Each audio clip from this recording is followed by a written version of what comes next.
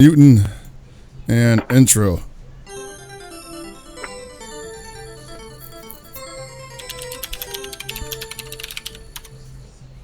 We interrupt our program to bring you this important message.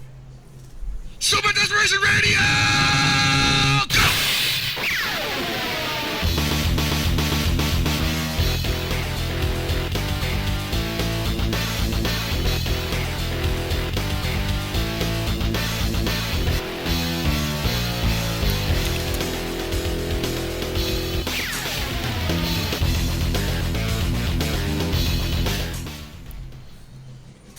Hey everybody, and welcome to the Chris Seglia All-Star Power Hour. I am your host, Chris Seglia, joined by Chris Seglia on my right, Chris Seglia on my left, and on the bottom two rows, Chris Seglia. How you guys doing, Chris?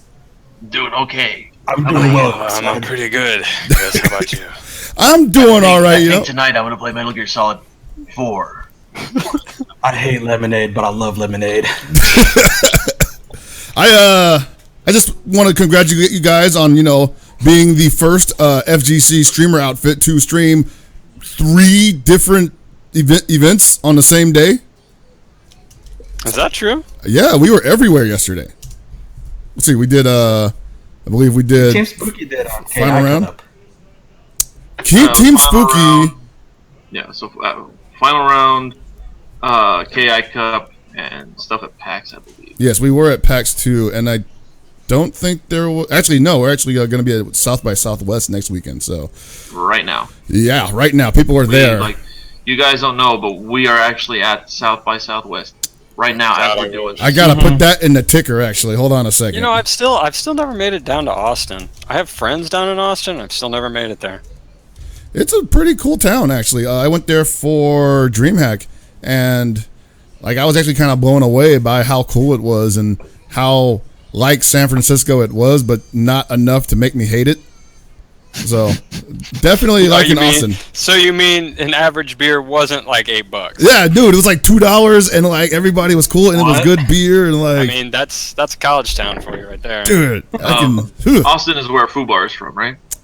Yeah. Well, Yeah, at least that's where he lives. I don't know if he's is. from there or not. Okay, well that's where he resides. I can't trust people from Austin after he had those Snapchat glasses on at KI Cup. Sorry, final round. The what? He has these I don't know what glasses. you're talking about. So he's got these Snapchat. glasses with a camera on it. He presses it, holds it or some shit, and anything he's looking at is being transmitted to Snapchat. What? That's fucking wild. That is... Yeah. That's some freaky shit. That is the moment he told me what it is, I'm like, well, I'm not saying anything in front of this man. You never know when the glasses are on. Damn, I'm not recording? Yeah, oh no, you know when he's recording at least, the lights turn on. I thought they were lights, I didn't know they were cameras. Dude, what a mix-up, in that case, it is okay to hit a guy with glasses. Wow. I did not give you consent for this. No, we love you, Fubar, even though I beat you in KOF. Get at me. Welcome to Super Desperation Radio. We are in the 3rd month of the year 2017, and the FGC Major season has just kicked off with Final Round, as well as the CPT 2017 season. Long story short, Shin's back, picked another character, finally got smart, picked a good character. It's a happy man. Really proud of him for, finally stepping up to the plate and saying, why do I keep torturing myself with badly designed characters? I'm going to play a well-designed character and, make myself feel a little better off, Yeah. Just trying to be subtle. Both he and Martin did really well with the Ibuki. Obviously, one of them won, one didn't, but the two of them steamrolled a lot of people with the Ibuki. It was great. It was fun to watch. Character, I honestly haven't seen a lot in the U.S. yet, so... There's a few people messing with her, but when Urian came out and he was already as strong as he was and he didn't really lose anything into going into season 2, a lot of people were just like, I'm going to rock that until I can't feel my fingers anymore. And then Balrog got a buff, and now everybody wants to get on that. You got the infamous Laura buffs, or rather everybody else got nerfed, so they're pretty much on her level. Same thing with Karin. So, actually, no, Laura's got the grab buff too. So, she's dangerous, People never really gave Ibuki that second thought. I'm not really sure why, because I don't think she was that terrible in season 1 either. But I think in season 1 she was just I think it was one of unexplored. those. What were you saying? Sorry.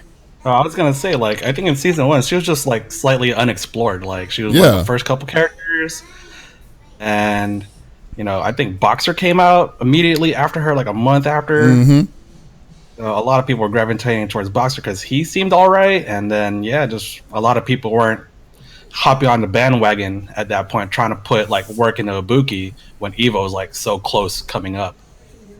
Yeah. Yeah, they didn't really And do much venturing. No, yeah, I think that at first people were just kind of like, she's interesting, but everyone kind of just brushed her aside for whatever reason. And then, there were people who played her, obviously, and I'm sure a lot of people who follow the game more closely than I do knew, there's probably Ibuki Tech people out there who were doing really well. But on the national scale, you didn't see a lot of Ibukis in top 8 yet. And so it was interesting to see one played at that level.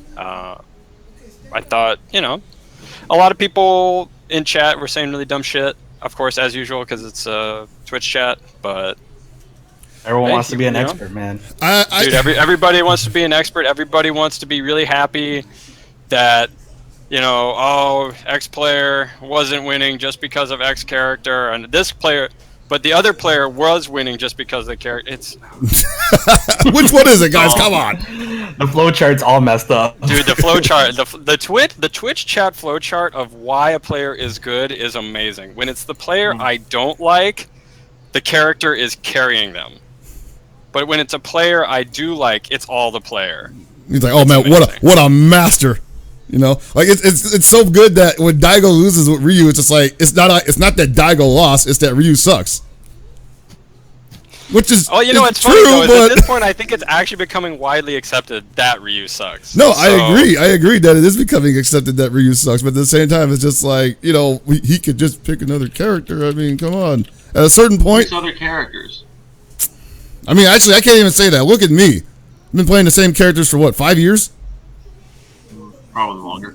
Probably longer. How long have I been playing Joe, Terry, Kim? Yeah, whatever. 6 years now. Playing the same 3 characters for like 6 years. At least Kim's never bad. Kim is never bad. No,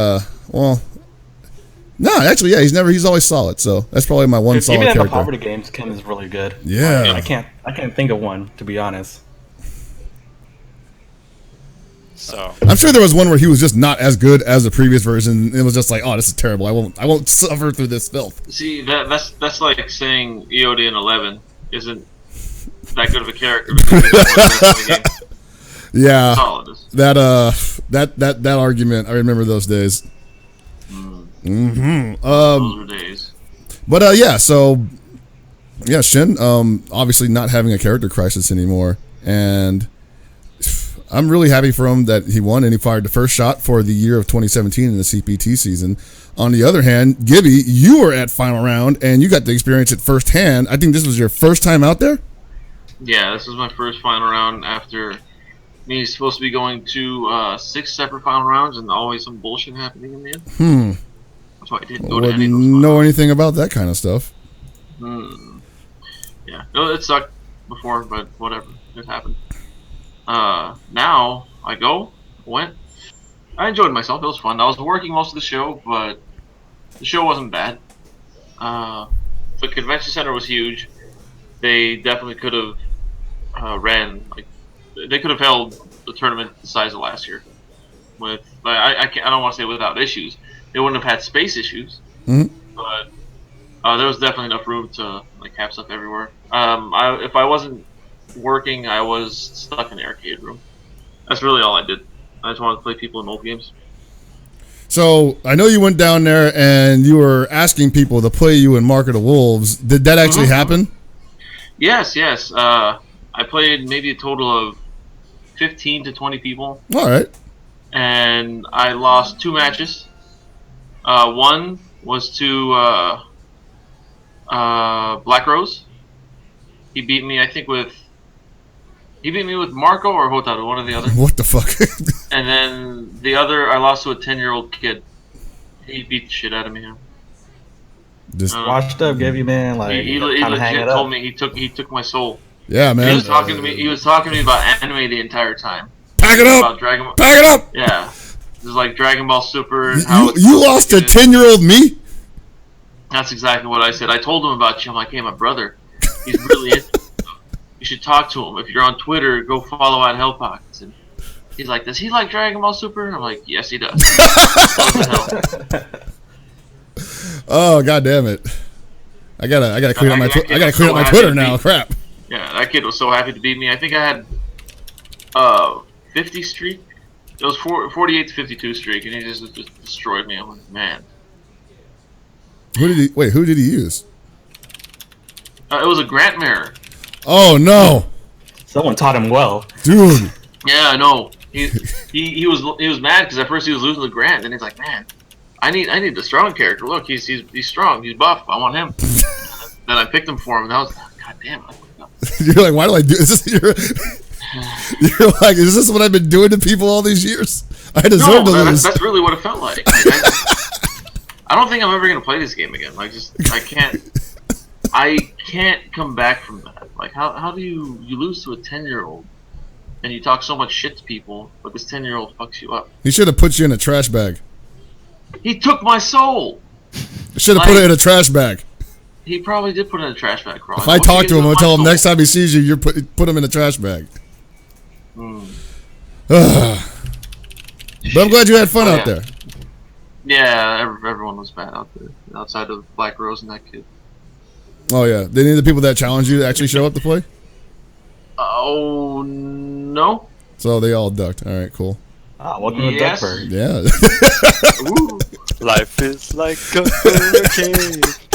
It sucked. So I ended up just playing. I played a lot of CBS 2, which is fun. Played against Boss. We talked a lot of shit. It was great. How drunk was Boss on a scale of 1 to 10? 3. Damn. Yeah. That's low for him. Yeah, he was giving everyone strong zeros. Dude, did you bring me one back? No. Gollum drank it and got fucked up and just started blasting 3-6 all night. What? I want to do. That's how I. What? Yeah, I'm sorry. It just happens. Now we're never gonna know what we're missing by drinking wrong zero. But that's for later on in the show. Yeah. Chris, you have to know people who go to Japan. Just tell them to bring you some back. I do every time. Almost everybody who's what? been going to Japan lately just brings some back with them. It's okay. I know a guy going to Japan in a few weeks. I'll ask him later. Don't worry. We got this. All right, cool. I don't care if it's Wait, warm. you In still fact, never that's had better one, for me. Chris? I've never had one before. When I was you out missed there, out. it hadn't been invented yet, or I didn't hear about it. So I'm like, Well, you were out there like 12 years ago, 13 years ago, right? yeah, I don't know if it had been around yet or whatever. I just never saw it. And trust me, if I knew about it, I probably would have never left. So it's probably better I didn't hear about it. It's candy water, basically. That's fine with me. I love candy. It's alcoholic, like pineapple drink. Oh, Yeah, apple drink. basically. It's like better than Four Loko. Yeah, it definitely tastes better than Loco. Oh, man. Old for Loco though. I mean, Old Four Loco is broken. That's the reason they had to take it off the market. Ew, had some pretty good nights with that stuff. So they rebalanced it and put it back on the market? Yeah, it was pretty Yeah, whack. it got normalized. Got season 2 and Four Loko was pretty whack though. HDR. Wow. So, Got hit by the fake alcoholism. Yeah, man. Lord we're Walkman, done. I gotta go fill his void of like Serlin jokes. Oh boy. Yeah. Yeah, I wanna change something on Walkman's thing. We'll probably do it later. Okay. But not Whip right is now. Serlin. No, we're not gonna do Sterling. That's his thing, right? Don't spit on the man while he's dying, you know. Yeah. Well, oh wow. So speaking of spitting on the man while he's dying, what about staring? Oh, At a you want to man. go into that right now? Okay. Yes, I do. Alright, cool. So we were just talking about this before you got back in the call. Alright. And so, I assume everybody knows what happened. If you read Kotaku, you probably know what happened by now. But, Chris, just, set the scene for us. All right, here we go. Story time. So, now, admittedly, I don't know what got under, what made Wolfcrone just get so bent out of shape about K-Brow just existing and playing fighting games. But for whatever reason, he seemed to have the largest problem with the man that kind of boiled over a couple of months ago at Frosty Faustings, I believe, right? Yeah. where he gave him a very thorough thrashing. Wolf Crone gave K-Brad a very thorough thrashing, and afterwards gave him the old like, get the hell out of here, and he shoot him off and whatnot. It was pretty rude. It's pretty damn rude. And afterwards, I didn't really follow what K-Brad, how he reacted to it. He just kind of had that look on his face like, oh man, that's embarrassing, and kind of sat on that for the next couple of months. And we had some back and forth among fans, which is actually really cool. This is probably one of the first times in a long time that I saw people actually talking about like, man, what's going to happen if Wolf Crone and K-Brad meet in tournament again? Well, that happened 2 days ago. Yeah, 2 days ago. And first, to preface this, right before final round, Wolf Crone put something out on Facebook where he made the not naming names, but I'm basically naming names shit, where he basically talks shit on Justin. Yeah. What for reasons I really have no idea. Did anybody get the? Oh, like if I'm Justin Long, I'd be like, what the fuck did I do to you? Like. Like, I haven't even played you in years. Like, yeah, it's like what? So, I don't. Yeah, that didn't make a lot of sense. It was basically him just trashing K-Brad, and then he felt the need to like, and your whack ass friends. Like, damn, okay, like, whoa. Yeah, he put everybody on the list. He put everybody on the list. Dude, he did. It was, you know what this was? This was reminiscent of Duck Jr., Dark Prince Kronos, where he just. His original, I don't even know if his original, intent was to, beef with Clockwork, but it somehow snowballed into beefing with the entire East Coast of Marvel 2. And it was just like, dude, that was a little unnecessary. You probably could have just ended it with, like, Clockwork sucks, I beat him. But instead, Wolf Crone, in this case, was like, it's not good enough just to beat him and then beat him again and say I'm going to beat him. I'm going to embarrass his friend, who right now probably doesn't even know I exist. Well, he knows he exists, but you get what I'm saying with that. Like he didn't know there was a problem.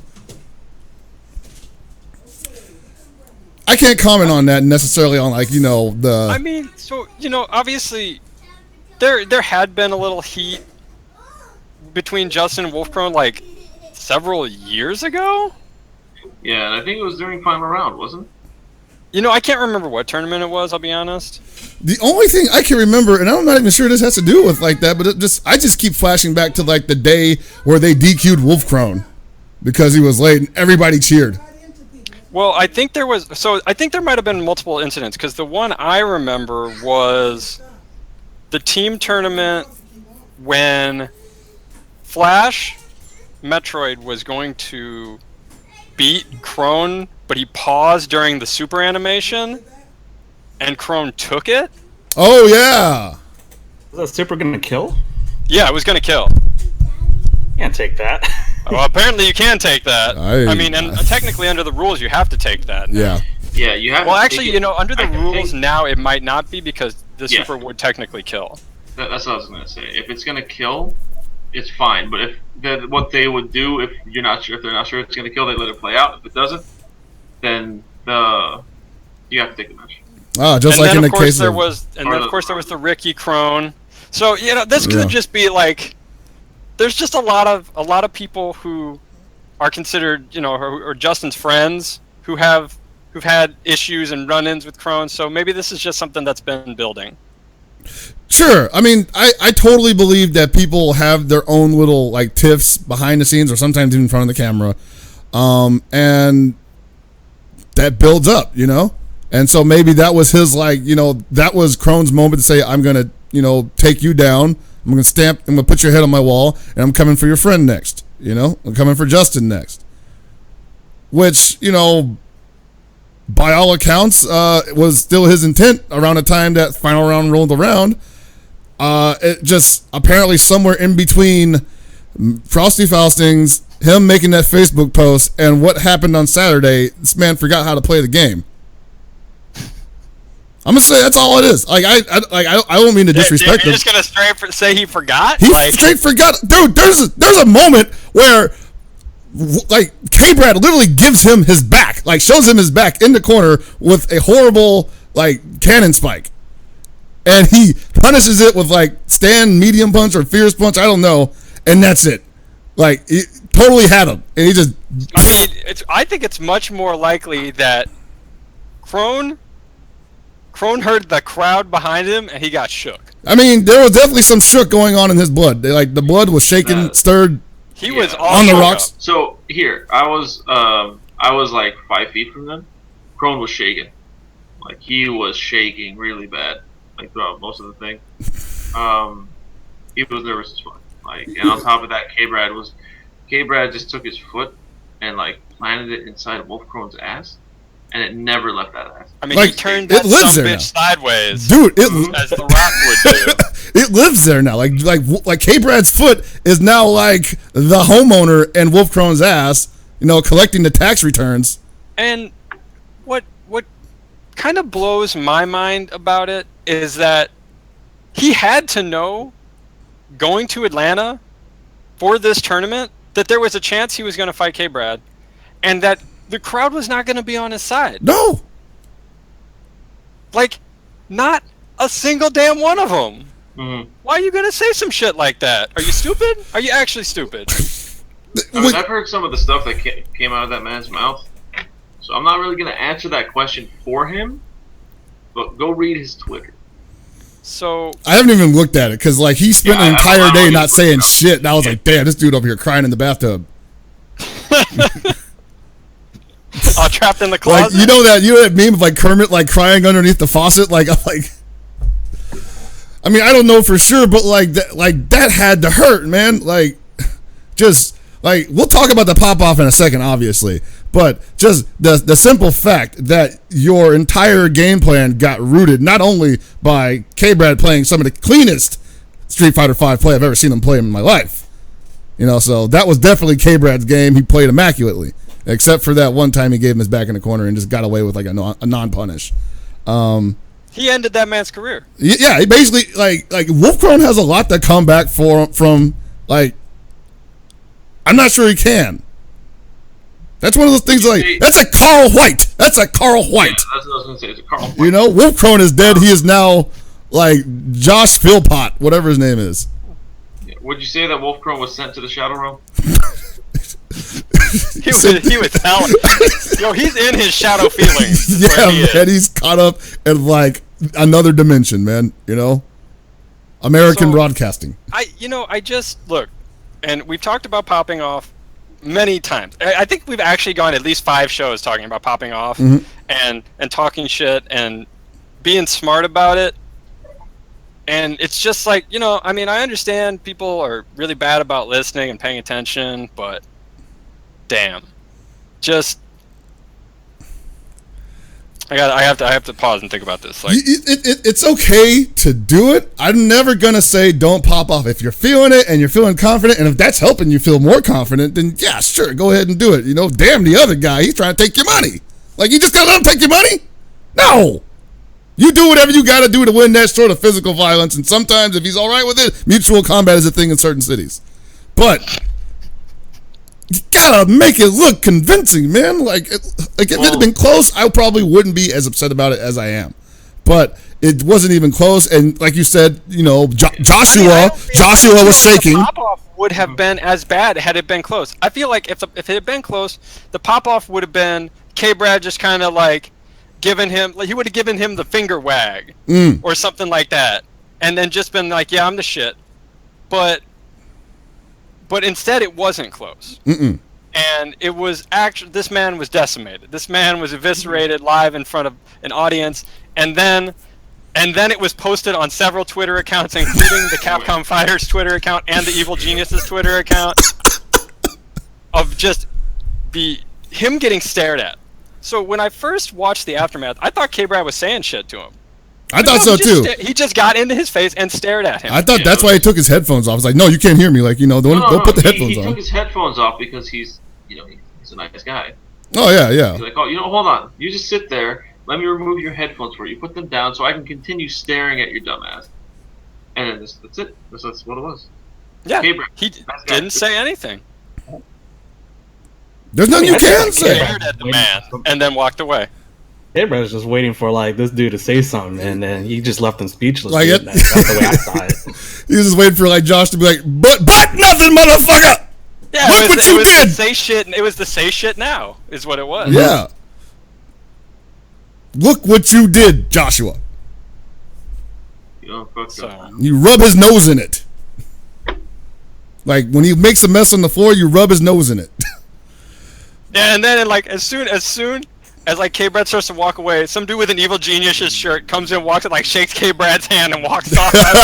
Oh, that was his manager. That was his man. Yo, good shit. So like there was like somebody pointing out how like the entire time he was staring at Wolfcrone, like he was just like looking hella nervous, like, oh my god, don't hit him, don't hit him, don't hit him. But now obviously that doesn't happen because this is the sports of gentlemen, and even though people have differences of opinion and say some pretty hurtful things every now and then, people are pretty good at conducting themselves in a professional manner, more so than they used to be, I guess you could say.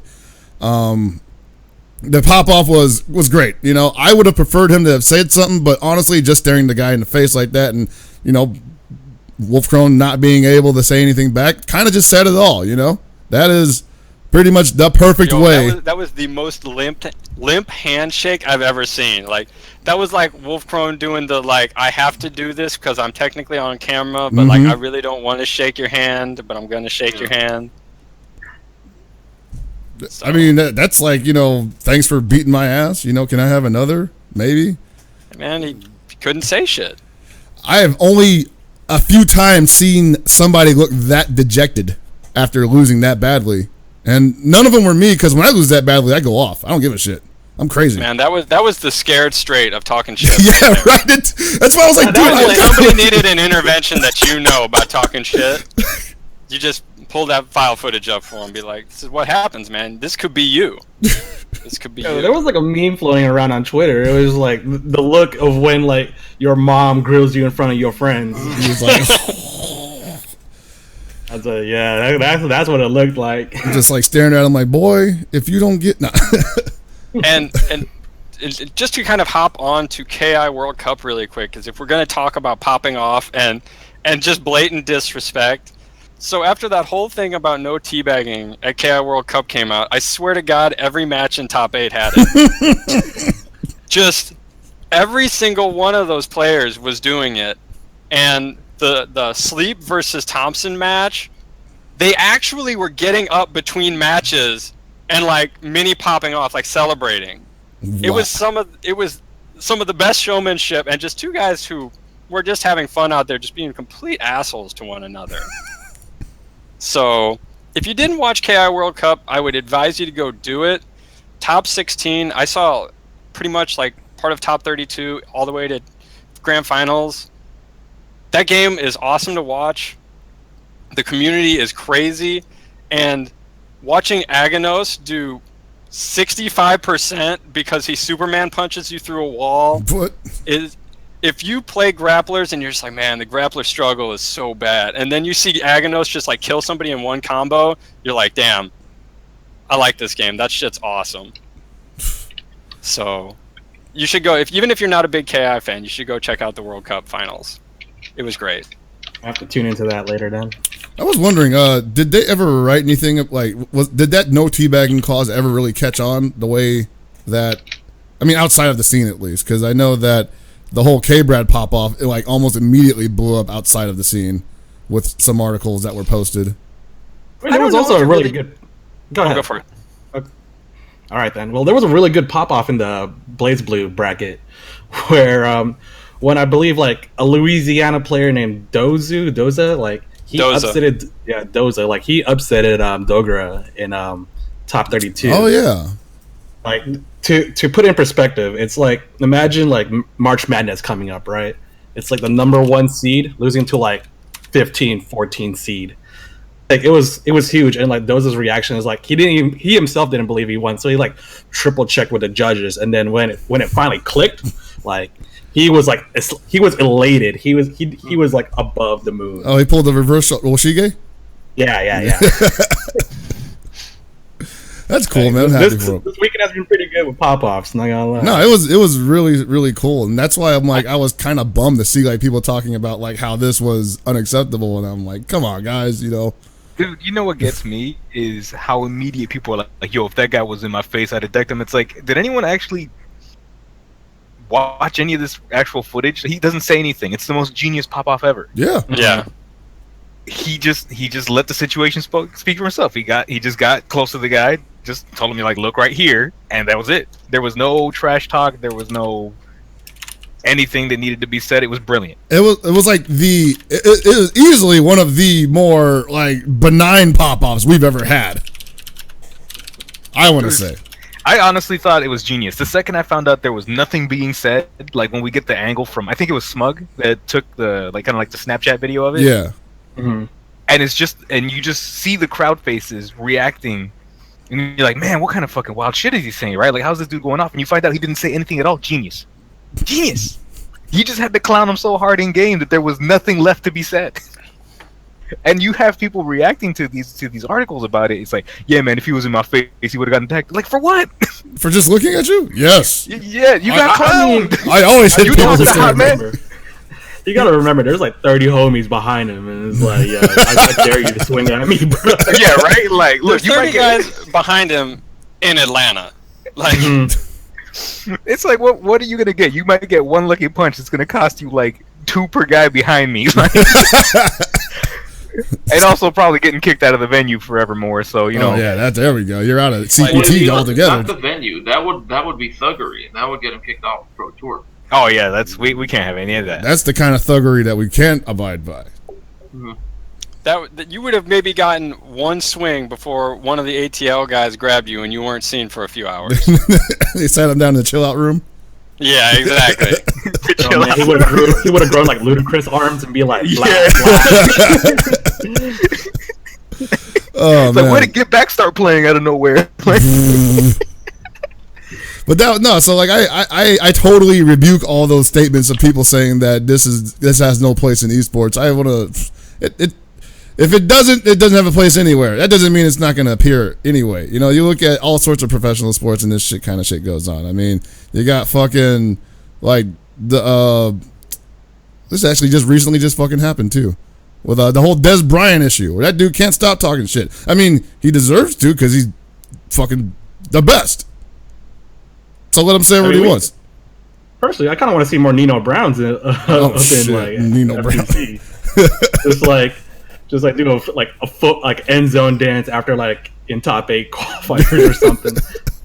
Would that even qualify as thuggery? That'd just be like, yeah, delay of commercial break. What? Yeah. But I mean, yeah, like, you know, obviously a lot of people in chat are talking about it. I didn't see it, but apparently during Tekken 7, Tanukana, the Ling player from Japan, she was popping off on people. Oh, wow. And so, you know, it's one of those things that we've always said, it has its place in fighting games, and there's nothing wrong with it. Yeah. And I don't think that means that people have to do it. I think sometimes people assume that because it has its place that it needs to be like front and center. I'm like, nah, these rare perfect pop-offs are exactly where they need to be, you know? You have like 98% quiet gameplay and people just like, you know, shaking hands and walking away. That other 2% is just like what we saw this weekend. And it was great.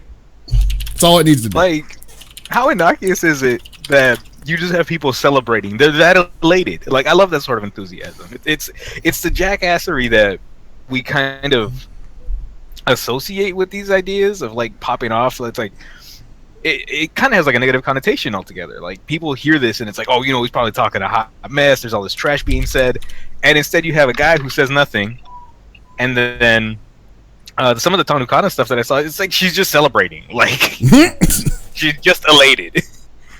There was one that I watched that was on stream where she honestly took like a whole minute and a half to realize the dude wanted to shake her hand because she was just, you know, full on lap. Like, oh, damn. The celebratory lap? Just, you know, just right there, just kind of gets up, arms in the air, like, you know, the fucking I'm the shit pose. And then like, oh, yeah, good game.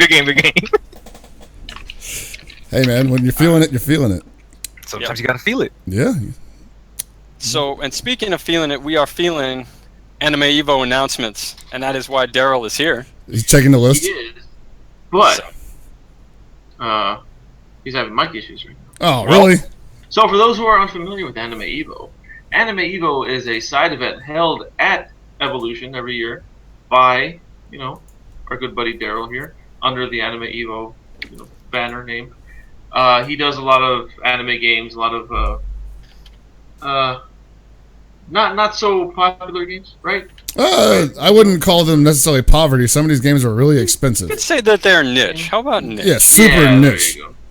So he's basically got something for you if you don't want something in the main lineup, and he's willing to go to like they go to other events too, like NCR. He's going to be there holding what is it? He's going to be doing Under Night, I believe. Here, I've got NCR open right here. Can I register for NCR still? Register now. Let's see what we're going to see what he's doing. It's pre-reg, like the early bird registration. Registration ended yesterday, right? Probably. Yeah. So hopefully everybody got in before that was too late. Yeah, the 12th. It ended yesterday. So right now he's doing Revelator and Central Fiction at NCR. Those aren't technically part of Anime Evo, but at any event that doesn't have an anime game in the official lineup, and he's going to, he will hold it or he'll help out with it too. Anime Evo last year had, I think, what was it, 14 games? Chris, you got it right in the end, Chris. That's right, I did get it right now. So yeah, it's about 14 games. So he did all that. It was great. Went off really well. The anime Evo section at Evo was huge. Oh massive. Yeah. They don't get any stream time on any of the official streams, but they have their own thing going on. It works. People love it. People appreciate it. They're all passionate about their games. And if you end up coming to Evo and you want to check out, any of the anime games that aren't in the lineup, like what is it? There's I forgot. Dengeki. What is it called? DFC? Dengeki Bunko Fighting Climax. There we go. Yeah. All I know, it's got the Dunk Girl. We're gonna call her Hoop Girl, and that's Sejam's sister or girlfriend. I don't know which one it's gonna be. Give me one of them. Oh boy! All right. No. So he's having some pretty bad issues right now, but we'll fix it. He'll be good. We don't want to take his lineup announcement from him because this is gonna be super cool. So shoot, I wish I had a freaking technical difficulties gift to play right now. Just get the old lines from the CRTs when stations went off the air in the 80s. All right. Yo. So he is back, and he's still on camera too. Yeah, he's still on camera. Can you hear us? Oh boy. Oh no, is your phone dead? Oh boy. Oh, All right, my boy. mic. All right, so there's gonna be a noticeable dip in quality on my end. Mhm. But yeah, I am gonna go do this. I'm gonna barrel through this. All right, let's do it. All right, so are we on Anime Evo talk now? We were all talking about Anime Evil. We were talking about how you had a lineup ready for us, and we've been talking about how you're going to be going to other events throughout the year, running anime games. No, not going. I did not say that, Chris. I said that. Watch the middle of the show. I'm not watching. If you want to give me plane tickets to go to every event, that'd be nice. That's what I was getting at. Jeez. All of us would say the same thing. He's getting the freaking SDR scholarship. Oh baby, what? Yeah, so, Daryl, last year you came on the show. You announced the lineup to Anime Evo. It was, you announced, I believe it was 11 or 12 games at first, and then you announced another 2 more. It was 14 games in the end, right? It was 13. 13 started with total. 11. Yes. Okay. Oh, that's right. And I said 13 because K left 13. That's right. Yeah. Yeah, you had it. Yeah, you had it right. That's all I remember. I think I may have said 14. I don't know, but this year, Anime Evo gonna happen again, right? At Evo. Yeah. So the big difference from last year to this year is Wizard definitely threw a curveball. A lot of us were not expecting it, but this was one of the times where the planets aligned and we get Guilty Gear and Blaze Blue all in the same weekend by Evo, and we applaud the staff for making that judgment call, and it's going to be a really exciting weekend for just the big 2 anime games at this point right now. It's going to be spectacular. I have high hopes that a lot of high level players are going to fly out and they're going to treat us to a show. Conversely, that also means that a lot of my team, we have so many.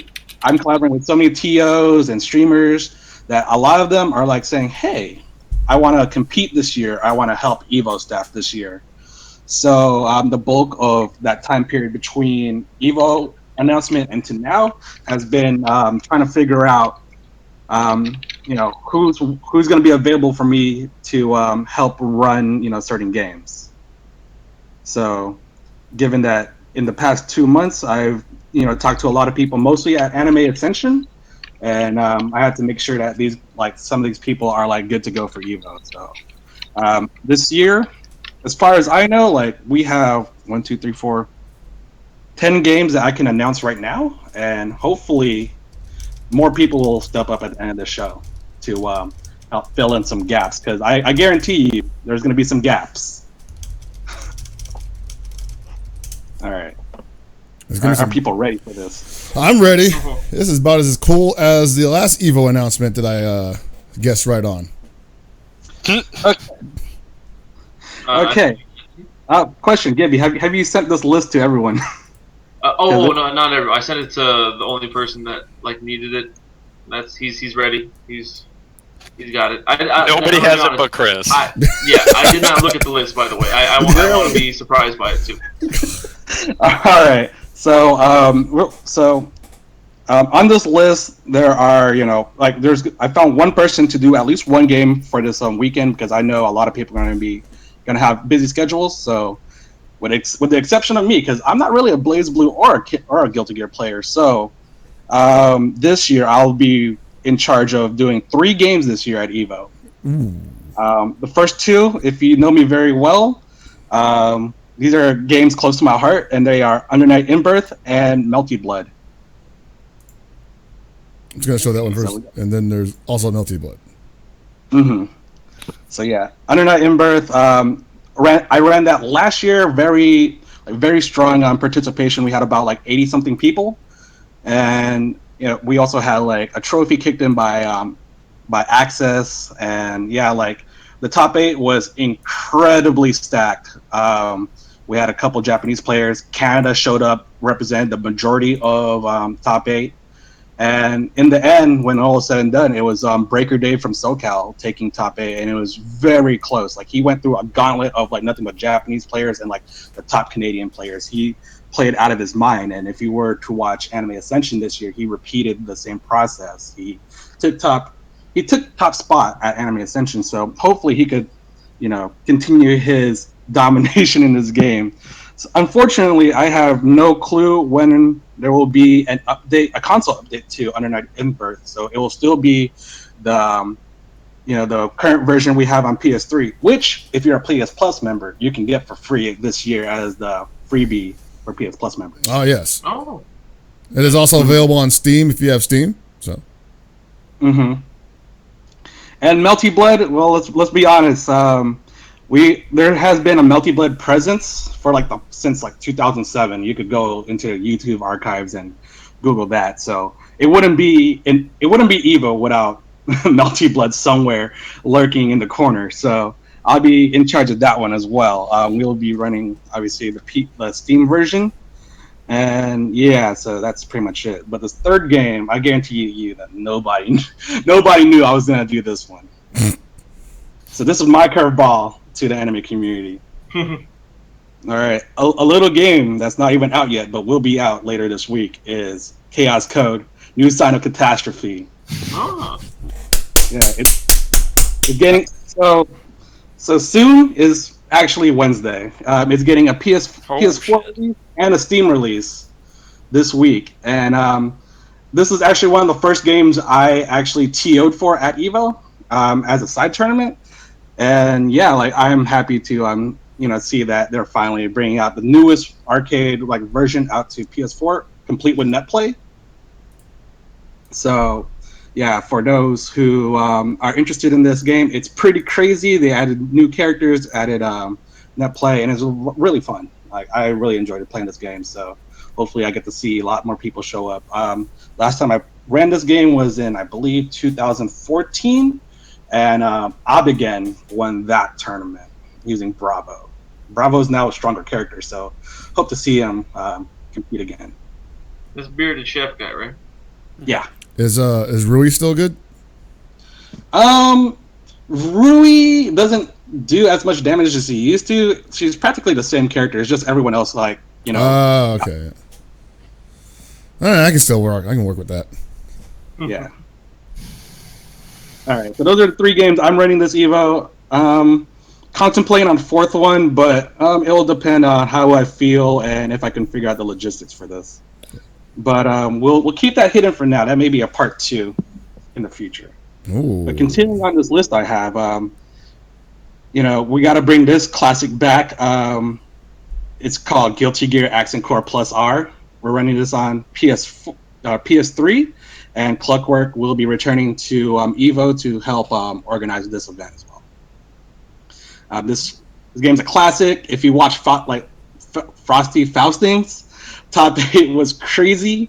And, you know, this is the precursor to what we have right now with Revelator. So if you want to see how old school Guilty Gear is played, it's pretty grimy and really special to watch. Paul, do you have anything to say about this game? I mean, you know, it's ridiculous in its own way. Started with the old games, but I haven't really played a lot of Plus R. It wasn't really my shit when it came out, but I know that there have been people who stay true to this, and there are actually people in SoCal who prefer playing this, don't really play Exert that much, so. So we have like a couple loyalists, like, still. It's like your ST, you know? It's definitely my shit. That's because he plays Flare. Because he's so good. He's got reverse dandy. That shit's the sick. I'm with LeBron. Where's Slash? Come on. Dude, there's fucking 5 dandy steps. Imagine how sick that is. Like, you have, you know, Mr. Sirloin, who is obviously a genius of immense caliber, right? Like, he's told us himself. And he is thrown aback by the number of dandy steps. And me, a layman, has come to use all of them. Like, this game has given me an opportunity to shine as an intellectual like no other. I mean, I got hit by like almost every reversed pile bunker. It's like, dude, ever. He's got. It's like he's got 5 dandy steps and then 5 different moves out of each dandy step. Jesus. Like the possibility. I'm no mathematician, but I'm pretty sure, like, in and of itself, that's an infinite number of mix-ups. That's just like, yeah, like that's just too many options there, man. I don't even know. Is like Too much dandy. It's too dandy. It's too dandy. I can't react to all that, man. No, you can't. Like, the decision-making process is just fucking, you know, you have to be one with the universe to even comprehend which... At every turn, there is only more dandy. You Like, is there one dandy and boom! Is there a brain meme for this yet where you use all 5 dandies and your fucking head's exploding? Not yet, but I think you've probably given Alex an idea. Hold on, I'm writing it down on my post-it notes. I'll work on this later tonight. Dandy meme. I'm just gonna stream myself making shit posts from now on. Oh, damn. Damn, it'll be like the Broken Tier design streams, but it's actually you just making shit posts. Yeah. Excellent, I'll do this later tonight. Okay. Cool. That's cool to see While it back, you figure though. out a bit of homework. Let's continue with something cool. Yes. All right. So this next game is also a long time game in the Evo back corner. Is Gundam EX versus Full Boost. This game is a 2v2 arena fighter featuring practically every Gundam like robot from friggin' 1979 to like 2016, bruh. And this game is being ran by Brett. He has been running Gundam tournaments since like I want to say 2013. And yeah, like he is a trooper. We need like 4 TVs to play 1 match. Yeah, what the hell? Yeah, dude, it's crazy. But like these matches are fast. There's like so much stuff going on, and the level of execution is crazy. Plus, last year we had a special guest appearance by famed voice actress Ueda Kano, because she brought over like 3 of her friends from like the big arcade in Shinjuku, like that runs Gundam tournaments. Yo, really? Damn. She brought in 3 ringers. Like, I like it. I dig it. Yeah, man. Yeah, so like her and like one of the best players from like Shinjuku Sportsland, they got 3rd place. Ooh, what? The team with 2 people from that arcade, got second place. And then we had like a SoCal team take first place. So like, shit! We don't even have the game here, but we're like already like super dope. America does not fuck around at military MOBAs, baby. Futuristic robots, we got this shit. Dude, like we know Virtual On, so like, we got this. And this will be the last year of full boost because the beta test for Gundam Versus is starting. Yeah, like this past weekend was a closed beta for Gundam Versus for PS4. So this may be the last time we see full boost, and hopefully sometime next year we figure out how to like run Gundam Versus. Like that game's looking pretty cool. I've only seen like one stage, and it doesn't like that stage is pretty crazy because it kind of divides like the stage in half. So depending on the lay of the land, depending on the lay of the land, like some crazy stuff can happen. Like there's choke points, but yeah, for this game Gundam Versus full boost, like there's a lot of people from like Japan who are like eyeing this game. Like there's some really cool game mechanics in there. Like if you want to see something that's not fighting games and like something closer to like your favorite mecha anime, this is probably your best bet right here. I'm excited. I want to try it out. I won't enter, but I'll watch. Chris, we need to do this. Just you and me. Let's just tag up, man. Like, wait, hold on. You can be Mikazuki. I'm Orga. No, I was gonna say I think the next version has Barbados. Oh. Yeah, so let's version have Barbados. This I know. Oh, yeah, let's just wait it out, Chris. We'll be in there. All right, man. I'll see you in a year. Yeah. All right. We'll be ready. We'll be ready. All right. So next game, I talked to a good friend of mine during Anime Ascension. He couldn't make it to EVO last year, but this year he feels super excited to return. His name is Rotanabor, so that means only one thing: VSAV is coming back. All right, that's good. VSAV is always a staple at EVO. Yeah, like at least I've definitely seen Vampire Savior being ran like practically in past, like pretty much all the past EVOs I've been to. Japanese entries are also like a thing. I've seen Haitani win this tournament a couple times. A bunch of other people. Like VSAV is really crazy to watch, and there's still a strong following. Last year had like about, I want to say over 30-something entries, and that tournament goes really fast. Like matches are like done in a blink of an eye if your opponent's not prepared. So the cool thing is, like, unlike last year when we had to run Dark Stalker's Resurrection, Rotanabor has like a bajillion like actual CPU1 like boards, and he's gonna bring over like his setup. So we're probably gonna have like maybe two or three like actual arcade like VSAV like stuff going on. Nice. So excited to see this like happen again. Yeah, they're CPS 2s, by the way. Oh, my bad. Use the right hardware. You're pissing me off. Dude, I don't have any. I don't even have a super gun, dude. I don't know any of this stuff. You know what a super gun is. You don't know what a CPS 2. Man. Gaby's gonna fight you. That's all you need to know. Just gotta plug it in and play it, man. I don't look at the manual or nothing. Nah, dude. I don't read. Who reads? There we go. Anthony. Wow. He's not here. He can't defend himself. That's cool. That's why you don't say that. Just gonna talk ill, man. That's just messed You're gonna talk about Nate Duck like that, huh? Speak reckless about a man who's not even here to defend himself. He's about to call into the show like, "Fuck you, Gibby." That sounds like something he would do. Yeah, probably. So VSAV was game number 6. Is that it? Are we done? 7 games. 6 games. There's so much stuff going on Evo, but we could cram some more. I feel like Wizards. How could you possibly? How could you possibly cram some more? Trying to cram all that gram? Yeah, exactly. Like there's only so much space on the showroom. We haven't even seen the showroom floor yet. We've only technically got 2 days to do this. You're talking about running Uniel, Melty Blood, Guilty Gear, Gundam EX Full Boost. I think I got that right. Vampire Savior and Chaos Code. That is, like, how could you have possibly more time and room for that? And who's going to run these things? How could you have this staff? I mean, it's part headhunting and part, people stepping up. Like, we still have like a couple more games to announce. Jesus. Yeah, dude, there's some awesome people in this community, man. Like, they want to keep this like a lot of games rolling like into the futures, and I respect them. So here's one. How about the return of Dengeki Bunko fighting Climax Ignition? All right. Yeah, this is last year I ran this. It had about like also above 80 entries. Whoa, really? Nice. Yeah. So like, Yes. DFCI is crazy because like you have like maybe one or two people like in whatever region playing this game. Like there are obviously like training buddies, right?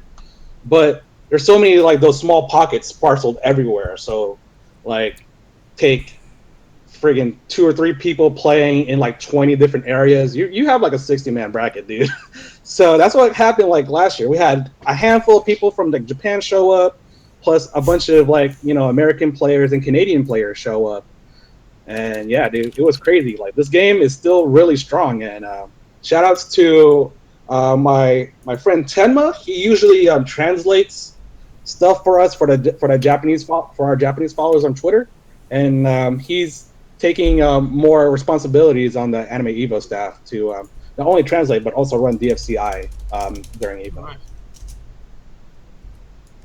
That game is also a PS4 game, so yeah, that's pretty much it. There's a lot of different anime characters that are popular, like let's say Sword Art Online, since the movie just barely dropped this past week. Oh yes, so, I do enjoy the Sword Arts Online. The only reason I know of this is because of Justin Wong. Mm-hmm. Yeah, he definitely watches that crap. That's it. Like everything that I don't know much about Sword Art Online. This is whatever Justin tweets is what I see, and then I just shake my head. It's a poor man's Log Horizon. Let's just put it that way. I'm shaking my head right now because which is a poor man's dot hack. All right. I'm also not feeling this either. God damn. What's wrong with you guys? But yeah, like DMCI has like a bajillion characters. Plus, if Lord Walkman was on here, he'd be like saying, "Oh man, Akira is also in here." He just gives everybody that big back.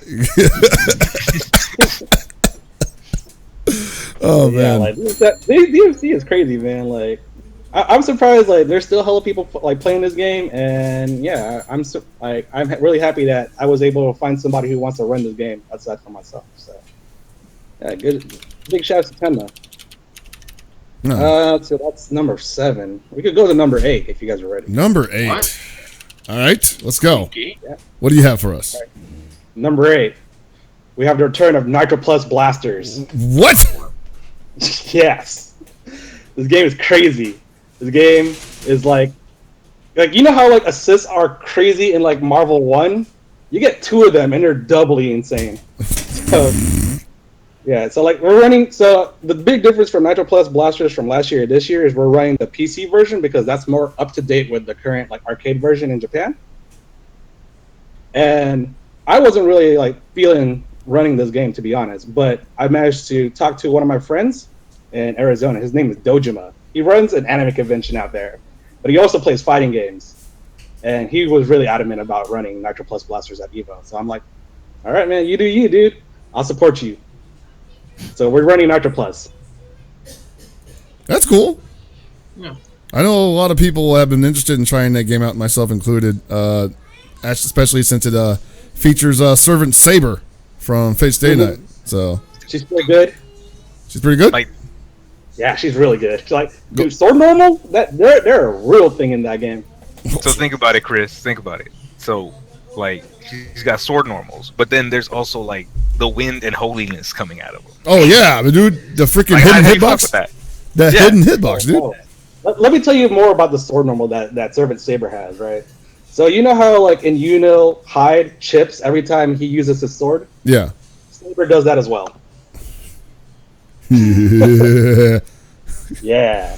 I'm down. And then, yeah, you have like all these lockdown assists. You could just like chip your opponent away. I mean, you don't have to. Yeah, like some of the assists in this game are nuts. Like you have like, like you think of an assist, like here's Captain America and he's just charging star for 1 hit, right? Yeah. In this game, you have these Nitro Plus, like you have fucking Locust.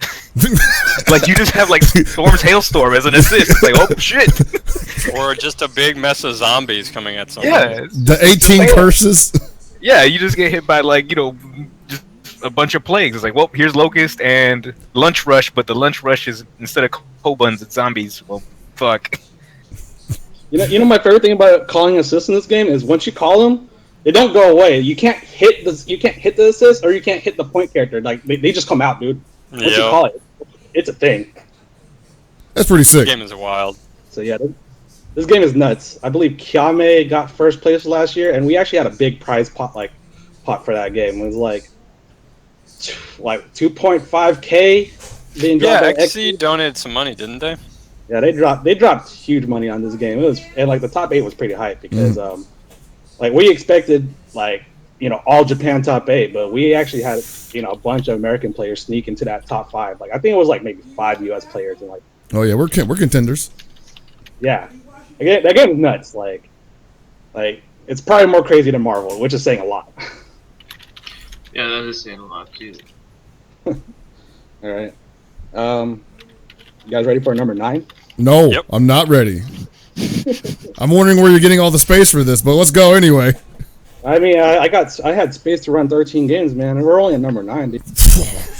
Only at number 9. We need to talk to Wizard about getting some booth space. I swear to God. Yeah, I mean that's a plan, but I haven't really said much about it. Like honestly, it's still pretty early. We need to go scout the lay of the land, but right now we're gonna continue announcing some games. So game number 9 is a game that NorCal is very familiar with, and we've ran this game for maybe like 4 years now. The game's Aquapazza. You beast! Yeah, water pizza. I forget about this game. This game has been out for a real long time. Like, not a lot of people still play this game, but the people who still play this game, they're like really strong. Like, we had 8 people show up for Anime Ascension this year, and there was like at least like a full over 16-man bracket last year. And the person who's running this game is Corin. He is from the Vancouver area. He ran this game last year, and now that the funny part is like he just today told me like, yo, Daryl, I think I can make it an Evo. Can I run Aquapazza? I'm like, yeah, dude, you can do this, man.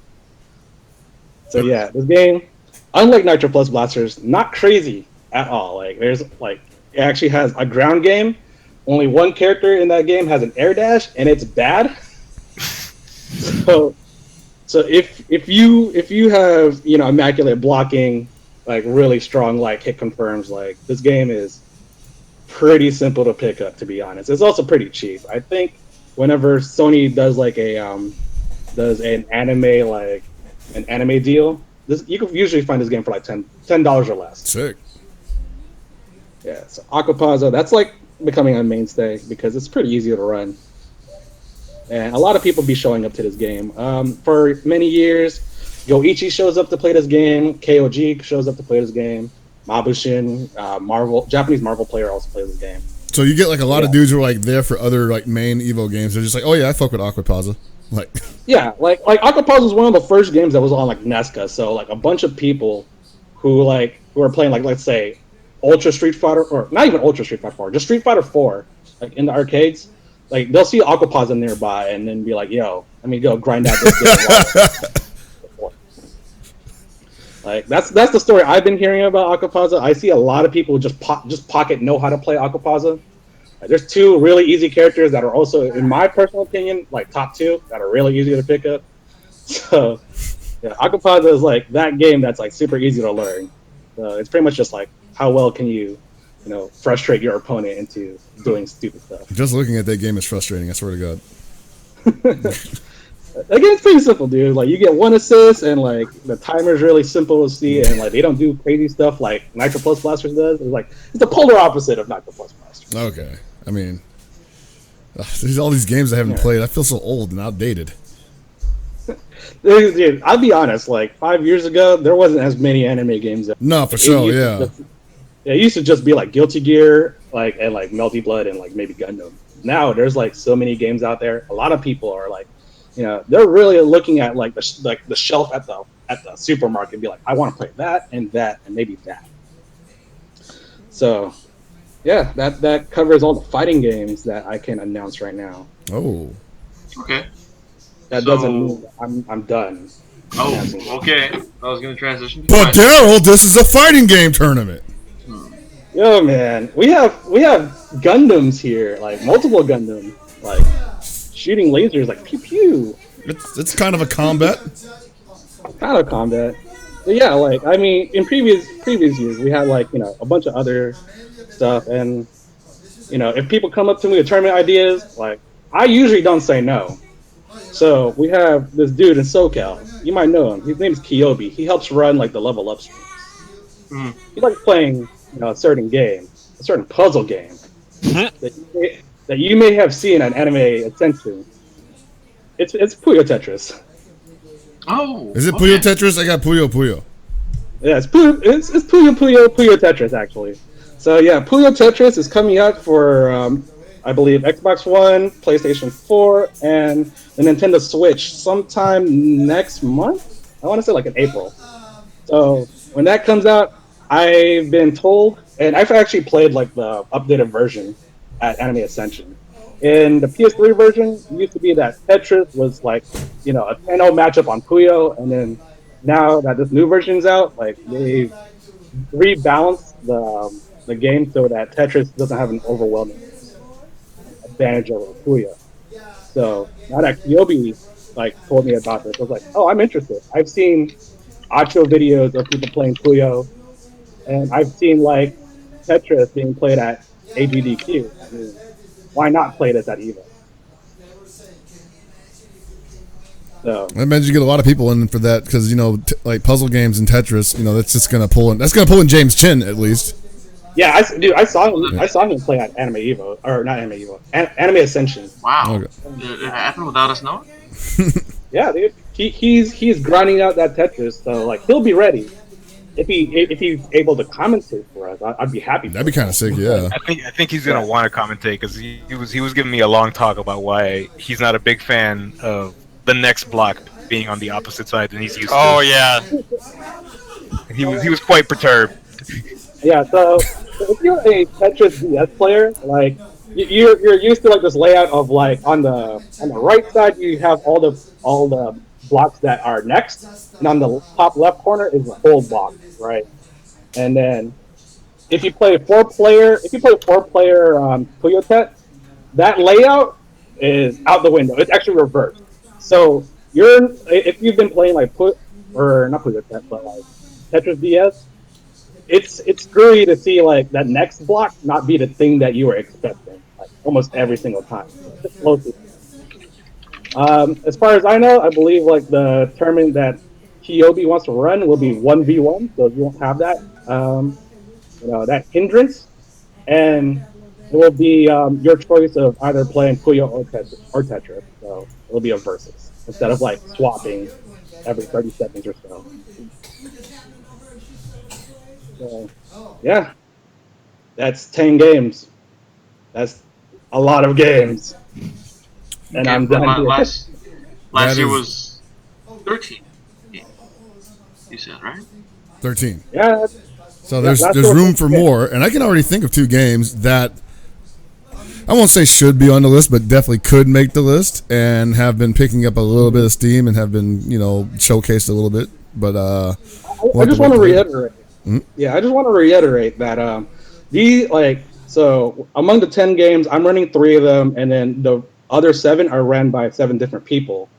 Those 7 people were pretty much people that I was able to contact within the last month, or they contact me, or we met up at a tournament saying, hey, I want to do this. So obviously there are games that I have skipped simply because I couldn't find the right people to say, hey, I can devote this time at EVO to run this game.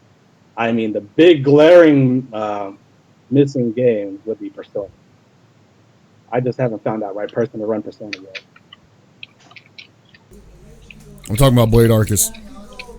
Oh. Nobody wants to run Blade Arcus. I know nobody wants to run Blade Arcus. If you want to run Blade Arcus, man. No, I don't have time to run Blade Arcus. I'm going to be too busy. You played Blade Arcus. I bet you just talking all this mess about Blade Arcus. It's probably sitting.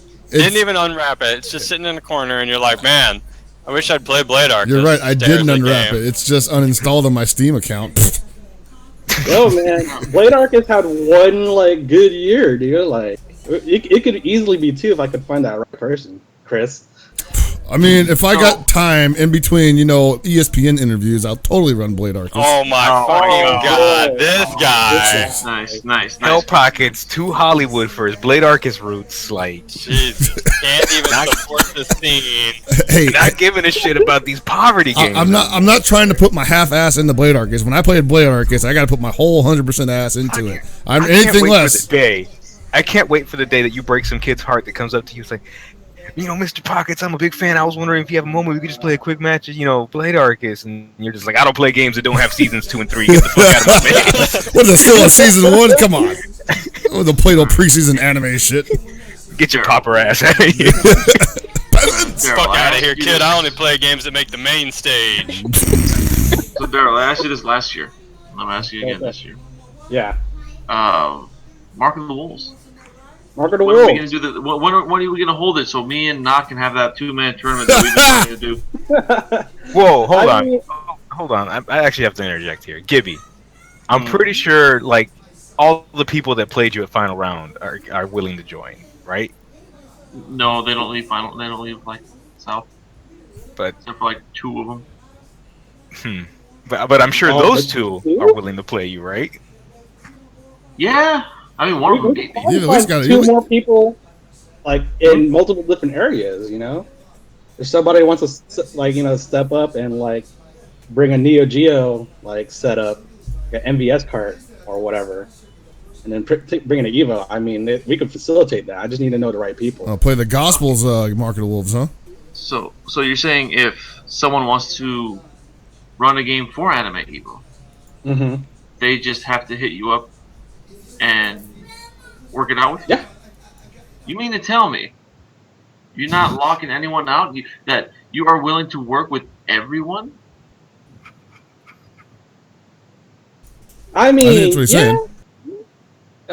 I've only denied one person, and that person was super chill. And I kind of regret that because he's like the only Japanese dude in Japan that probably owns an Iverson jersey. And oh yeah, I forgot about that guy. He's the only dude I denied, and only because it was Fate Unlimited codes. Oh wow! There goes my third pick.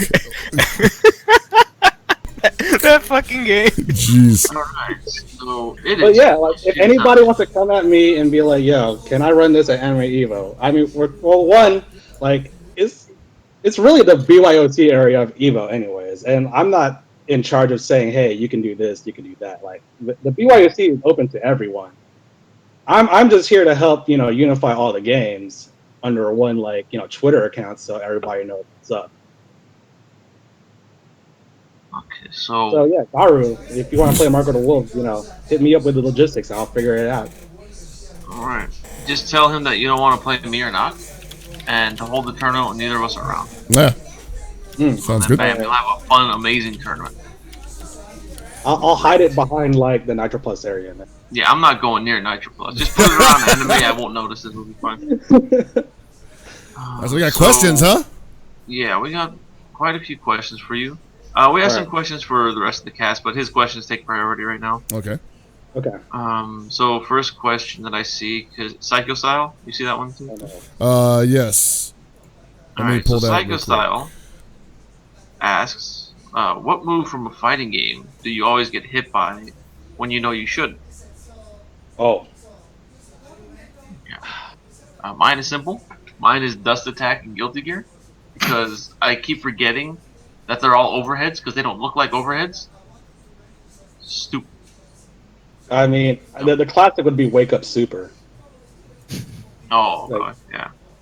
Like, you get hit by that, and you're like, man, I'm an idiot for getting hit by that. Because you always psych yourself out, be like, no one's stupid enough to throw that out. And then they do, and you're like, wow, this guy is an idiot, and I got hit by it. But does that make me? And I won him the match. Shit. And I won him the match. Therefore, he's a genius. I mean, it's also like down back Honda, down back Guile, down back Kim. Like, you're just like, oh, what is he doing? I'm probably not gonna like it. I jumped in. I'm an idiot. I can see. Yeah, that's a Yeah. That's a problem. Yeah, those are my answers. Wake up super and down back whatever. Basically sweep. I like it. For me, I don't know, was that directed at all of us or just you? It was directed at us and Evo, but well, I answered it. You guys answered it too. I fucked up. I shouldn't have answered it. I'm sorry. Yeah. I get the ball rolling, man. I'm gonna end it right now. Yeah. You want to go to the next question?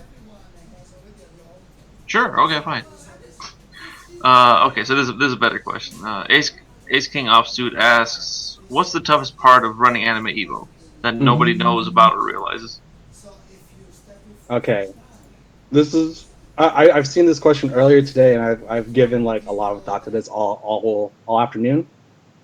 I think there's like two things that a lot of people don't know about organizing, Anime Evo, and one of them is the lack of information that we get throughout like the year. Like honestly, last year we didn't know nothing about like the layout and how many setups there will be for BYOC for Evo 2016 until like maybe a week or two ago, like before the event. So like a lot of our planning are just kind of like speculation and just like hoping that things just fall in place. Like we don't really, we keep our lips tight only because we ourselves don't know what's going on like in terms of Evo planning. The second thing I would say that a lot of people don't realize is just how much we trust our players, because at the BYOC, Evo is kind enough to provide monitors, but we have to provide our own consoles. So there's a lot of like trust we have with our players to chip in, bring consoles in for 10 to 13 different games.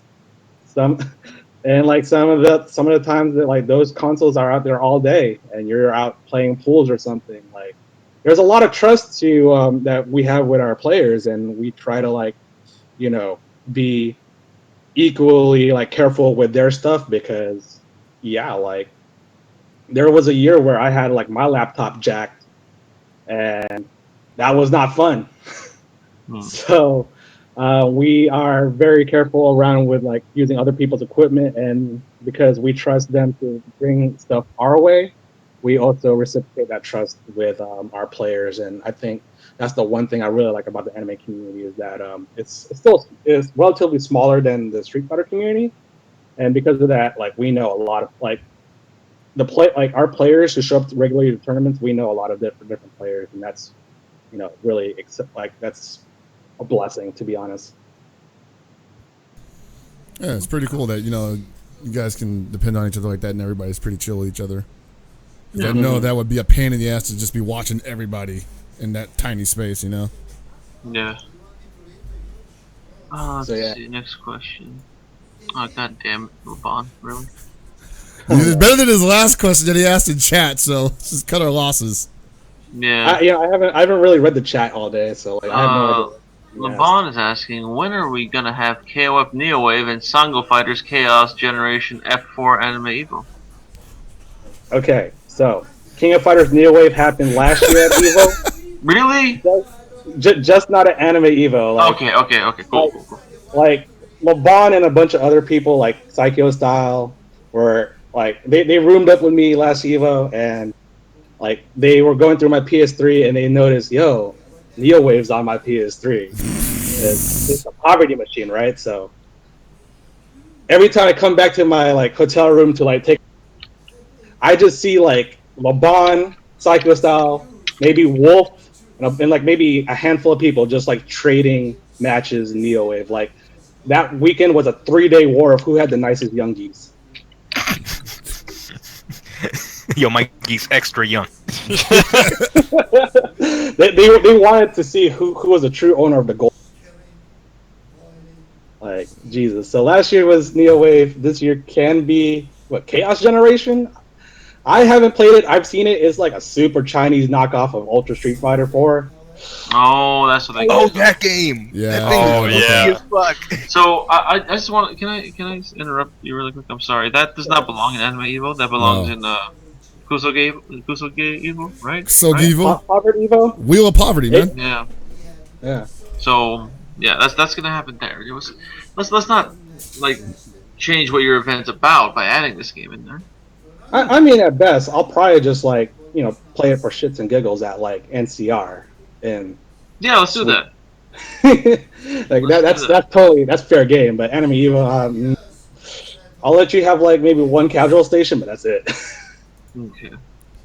See, I like that. That's dope. That's cool. Okay, let's see. Which Kunio game? No. We got another question from. Okay.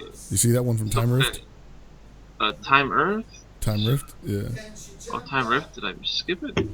My mouse scroll. It's the one about not being a gym in Melty Blood? Just go for it. Okay, yeah, mice. Time Rift asks, what's the etiquette for asking for Melty matches when you see people playing on their laptops at tournaments? I mean, the way I ask people for matches is, yo, let me get next. And usually people be like, all right, yeah, sure. Yeah, they just be like, yo, can I get next? And usually people be like, okay, one. But what if I don't want to look like a total gym? What? Because if there's two... If you don't want to be like a total gym, be like, oh my god, I know. I don't know, man. It's impossible. You could not. If you ask for Melty matches, you're automatically a gym. Honestly, like, okay, so like being completely real here, like Melty Blood players will be excited if people actually want to play Melty Blood with them, rather than like shit post on Twitter, like this post memes, like that's kind of like the Melty Blood thing right now. But when actual players see actual players, like we get excited because there's actually people who are serious about the game. Finally, you stop running that training mode grind. Yeah, like literally at CEO Taku last year, this is the first time I actually said, you know what, I'm gonna enter Melty Blood tournament, right? Like this is my first time, like maybe 3-4 years. I was like walking around at like 4 a.m. in like hot ass humid Florida trying to find like hotel casuals. It's pretty dope. Like, yeah, man, like I was hungry for that Melty grind, dude. So, like, yeah, just find people. If you see people with laptops playing Melty Blood, just be like, yo, plug me in. It's like, let me get next. That's all you gotta say. Let me get next. I honestly feel like if you say anything else, that's how they know you're a gym. Yeah, that's a good point. If you if you do that, excuse me, sir, may I please have the next game? They're just like, get the fuck out of here, kids. It's like if you go up there and you say anything but let me get next, you automatically sound suspect. It's like, gentlemen, I see we're partaking in these anime poverty games, and you know what? I would like to say, I feel I should be entitled to the next turn. And then everyone's like, oh shit, it's a narc, get him out of here. Oh man. Or you roll up like looking like Dudley, like you hop out of your beat, like you're like your Jaguar, like adjusting your bow tie with your boxing gloves, asking for next match of Melty. I'd be like, you know what, you earned it. That is a gentleman that is down to play Melty Blood, hopefully. So our next question comes from one of Lord Walkman's possible replacements, the Hound. Oh. He asks, if P4U2 makes it to the Anime Evo lineup, can we seed, in quotation marks, seed the bracket so I get Soji round 1 and get a run back? If I remember to do so, you know what? Anything's possible, man. Okay. I like that. I don't know if a lot of people are willing to line up to fight Soji. That fool is a beast. No, you don't get it, man. If anybody wants to see him first round, I mean, I'm not going to say nothing. The Hound should have won, dude. Hound should have taken that match. He could have been the hero of all time. I mean, I'm also not running P4U, so like... oh yeah, it's true, It's up to the TOs to be like, yo, am I seeing this right? And then it's up to the TOs. You didn't announce P4U yet. You might be running it, you just don't know it. Like, I don't even know if P4U is going to be at EVO, dude. Like, I haven't got anybody hitting me up in the D. That's right. If you want to run P4U too, you got to hit up at Anime Evo. Anime Evo or Derby Now. Now. Tag them both. Hit one of these accounts up, and then I'll be like, all right, cool. Let me know what kind of format you want to run, and yeah, we'll figure it out from there. Pretty simple. All right. I got a question up here from friend of the show, Reiki. And this will probably be the last one to go because we got a couple announcements. A main local is dropping Street Fighter V. Its Street Fighter V series. How should the community address situations like a loss of venue? And for further clarification, Showdown GG will no longer be streaming Turning the Butter on Thursday and Tuesday nights, I believe they were streaming on. So, yeah, San Francisco pretty much no longer has a FGC tournament stream weekly. It's pretty sad. It's unfortunate that Showdown GG couldn't keep it going, but obviously either interest had been waning or possibly it just wasn't building up fast enough for management to feel it was worth pursuing the Street Fighter V esports series any longer. So we're sad to see it go. Hopefully something else in the future will pick it up in its place and address the situation. There's not really much we can do, I guess. Like if you got a venue, if you got a place that you guys gather up in and play, I would suggest just telling everybody, dude, we play the same games over here. Come on by. There's plenty of space. Just be open to people because there's about to be a lot of people who ain't got nowhere to go anymore. So, yeah, I mean, I would also say, just make sure that you get in contact with everybody who were like loyal to that venue. Create a Discord. Make sure to have like a channel of communication open because while there's no venue, there's no consistent like meeting opportunities. So anytime you could get together online to say, hey, this area looks pretty dope, or like this existing venue could be a thing for us, it gets the word out to the most loyal like people, and that's what you need to help rebuild a venue, a community, a weekly. Anyways. Yeah. And we've talked about this on the show where it's just like basically once you start to know everybody who is in the scene and who's active, try to figure out either somebody has a house or if that's not possible, maybe if people would be willing to try to find a venue, even if it is paid, if you can find somewhere cheap, but a house is always preferable, at least as a starting point. So. And I'm not gonna like a bar that lets you, or just a public venue that lets you play, and might be 21 plus isn't bad. Obviously, that does cut off everybody that is below 21 years old, so you have to keep that in mind. A lot of people currently are pursuing the whole barcade atmosphere pretty heavily, especially out here in NorCal. So, it's something that is worth. I think is worth going after, but also at the same time, remember that a lot of people that come out to do this are kids, and we want them to be able to come out. So just keep that in mind. Another announcement: Wednesday night, 11 p.m. Pacific Daylight Time, or basically 1 minute before midnight, is the last chance to get signed up for standard registration at Northwest Majors. Oh yes.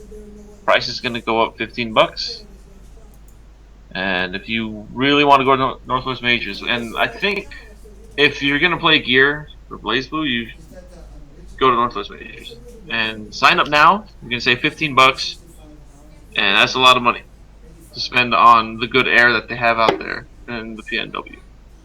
I like that air. It's good air, man. It's quality air. So many trees. Can I make a quick announcement? Sure. Now you've made plenty of announcements already. Go ahead and make it up. Hey man, how many more do you need? Right, this is super breaking news, but I'm looking at my DMs in Discord, and someone's already stepped up to run a game at Anime Evo. So, There you go. System works. The system works because I just got a DM from a good friend of mine from Canada. His name is Bill. He runs Arcana Heart Holy shit. these past couple years, and he said, yo, Daryl, I can make it down to Evo as well. Let me run Arcana. Go right ahead, bro. You've been doing a good job this past couple years. I mean, I'm not gonna stop you, man. Like, yeah, so Arcana Heart, 11 games. So there you go. That brings the total up to 12 games now, right? I'm going with 14 Or is this that year. 11? You're gonna go with 14 at the end of the season? I'm thinking 14 before Evo starts. Yeah. All right, I'm going with 17 now. 17. you guys are 17. just Are there, wow. Yeah. This is a madman right here, right? Somebody's gonna step in to I'm run not like running all the tournaments. No, you're not. But you're organizing it. You're doing this. people are gonna step in to run like a Breakers and Mark of the Wolves and Real Bouts Fatal Fury Special 2 tournaments. I can see it coming. So that might be 14, in my opinion. But then again, there's also 3 games I can see on top of that, so it could be 17. Yeah, dude, I don't even know, dude. Like, what's my final vote? Like, I'm really adamant. Like, I'm really impish about like doing one of those like, final games list like graphic, because at this point of like, it's still pretty early in terms of Evo planning for a lot of people. Like, I haven't really figured out my hotel situation yet for Evo. I know I'm going to because I have plane tickets at least. But yeah, like, once people solidify their Evo like plans, I assume that there will be some people who will be like, "Yo, can I run this game?" And I just give them the thumbs up. Be like, "All right, cool. This is what you need to know about running Sky tournaments at Evo." I guess that's a subject for a different day. Yeah, I feel like you would want to do like a talk on that, because a lot of people have been asking, how do you even get into running tournaments and stuff, and it can seem daunting at first, but obviously we saw the judges from last year's Street Fighter V pools could have used that talk. So also have another announcement from a local TO by the name of JGist CFDJ. NRG is going to be running a Road to the Golden One Center event. So basically what this is a tournament that is going to be featuring Smash Brothers for Wii U and Street Fighter V. And the top 4 players for Smash Wii U will be going to play each other at a Sacramento Kings game at the Golden One Center. Not sure if it's going to be broadcasted or not, but that is pretty damn awesome. So if you are in the Sacramento area or in the NorCal area, or just feel like taking a trip to our state's capital and participating in either Street Fighter V or Smash 4, happens on March 18th. And signups are at 1 p.m. Brackets will be up at 3 p.m. at the Pregame Burgers and Beer. Is that the place we go to? 405 J Street? Oh, so. Shit. Where are they going to get the room for that? That place is kind of small. It is kind of small, but whatever. Good fries. Good fries, good burgers, good beer. Yeah. I always had fun. So yeah, check it out. Looks like it'll be pretty cool. And if you win top 4 at Street Fighter 4, at Smash 4, you could be the next Sacramento Kings sponsored Smash player. I don't know. Shoot, that's crazy. Like a bunch of like NBA players like Rick Fox who are just like sponsoring, fighting game players. I wouldn't be surprised if, like, let's say Vlade Divac or like some crazy Kings like player, like maybe Chris Webber, be like, I want to sponsor this guy. No, you got to get it right. Rick Fox has a team now. Doug Christie's got to have a team. The 2 teams have to fight it out. All right. Yeah. That's what's gonna happen.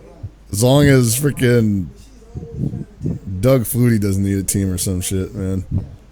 Or Trent Baalke. Yeah, Trent Baalke's not allowed anywhere near esports. No, but how about Balki Bartokomus? We can get him in, right? Possibly. Wow, yeah, Perfect yeah. Strangers? I'm okay with that. He has the nice eclectic taste that we need in esports. Nice. So that's it for tonight. Next week we will probably have another guest. I've been hoping to get this guest on for the past 2 weeks, or since last week. I decided to not bother with him this week because we had a more important guest. Damn! We will edit out RIP Nate Duck a bit, make it a little better, class it up a bit. And yeah, be sure to follow Anime Evo. Daryl? Anime_Evo. Yeah. I was going to say give all the information for you, Anime Evo, all that stuff. Yeah, Go, so- Daryl. No. Tell him about himself. I'm hearing voices. What's going on? You're losing it. Follow Daryl at Daryl Bunao. It's DARYLBUNAO. It's on the screen. Anime Evo, Anime_Evo. Feel free to ask him any questions regarding Anime Evo. If you happen to want to hold a game at Anime Evo, hit him up. As you see, someone already hit him up, and bam, it's in. That's it. A game is in, just like that. You can get your game into Anime Evo just by contacting this man and providing setups and having the passion to do it yourself. And I just want to point out that having your game in Anime Evo is just as good as having your game at Evo. Because it is at Evo. It is at Evo, exactly. It's at Evo. See? Man. You can put that on your resume. Competed at Evo. Yo, I've made top 8 at Evo theoretically in my own game. I won Evo multiple times. Throw this out there. See, there, it is legit. Mm-hmm. How many? No, it is. How many times did you almost win all those KOF 98 tournaments that didn't finish? Oh boy. Hey Paul. What's up? Do your thing. What? Do your thing. Take us home. What if I think? Oh, for I think we're one done. second, just really quick. Okay. Oh, People at Adark sent me the Obsidian. Oh yeah. And there will be a review coming up on iPlay Winner from Phantom Knot in probably, I don't know, the next week or so, maybe a little bit longer, depends. First impressions, I got to sit down with it over the weekend. I really like the stick so far. It's really comfortable over a long set. The only thing I can say that some people might not like about it is that, unlike some of the newer sticks, you can't open it up, which I know some people really care about. So it's more like the old H-Wrap sticks, where it's just kind of a body, and you'll have to do some digging to get into it. But what I do like is that it has, like a lot of the other CON-Bus sticks, the door to put the cord in, which is convenient as long as you're not Tasty Steve and you break it. Or Mr. KOF, I'm sorry. Oh, it's really old. But so far I really like the stick. Yeah, that's about all I can say about it. I'm not a big modder, so that's not a huge deal to me. So I'm sure somebody will be able to mod that eventually anyway. Oh, I'm sure it's not that hard to actually open up, but it doesn't have the little latch door like a lot of the Panthera or the TE2. So okay. But look for that; it should be coming out, and when it comes out. Huh? If you're at NorCal Regionals, it probably will be on sale directly from Adark, and I believe possibly from Arcade Shock, if they're there. If you want to pick it up right now, Adark has them on their website. They sell for $200 a pop. And if you don't want to purchase it direct from Adark, you got an Amazon card. You want to, get some points on your Amazon card. Cool, they got you there on Amazon. Damn. I believe both offer free shipping. And I will say it's a little bit lighter than the new TE2s. So if you thought they were a little bit heavy, this is a little bit lighter. It's a little bit more comfortable to play with over a long period of time, I think. Mm-hmm. And you don't have the weird divide between, since obviously the TE2 has the replaceable art thing, you don't have that divide between the plexi and the border. So where you don't get shit getting under it and it looking all dirty. That's pretty cool. So, yeah, it's a nice stick. I really enjoy it so far. And it also comes with LEDs for the side if that's your thing. That is totally my thing. It's not my thing, but the option is kind of nice. I put that shit on everything.